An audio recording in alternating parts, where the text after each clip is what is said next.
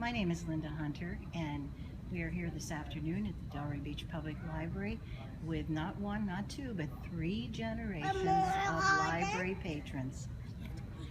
And I want to introduce Lynette Crocker and her daughter Lauren, who used to come to my programs, and her son, Lauren's son, Jackson, who is currently coming to my programs.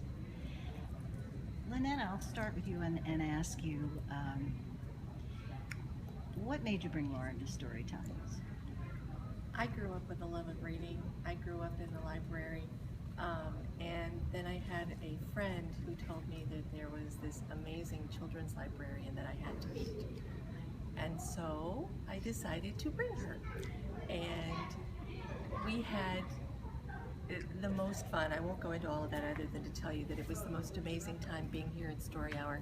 And so I came out of a love of reading for myself and wanting to instill that into my child, and having a referral that said this was the place to be in.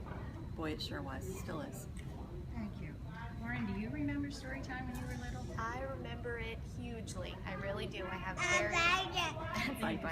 I had very good memories of it. I sure do. And I also had friends who came that are also grown up like I am now, that have children, and they remember it as well. So absolutely.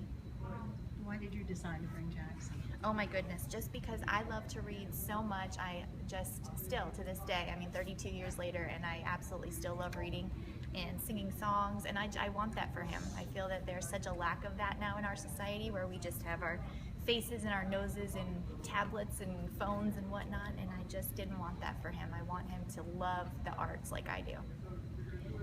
Well, I can see why the library is important to you, but what do you think about our Foothold in the Future campaign? Do you think that it's worth it? Do you think we should be expanding the children's library at a time when people say libraries are obsolete? Do you want to take that one? You go for it.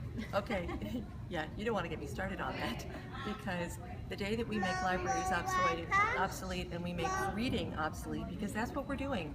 When we take away all of that and we put everything into a techie age, and we take that away from our children, is the day we've lost.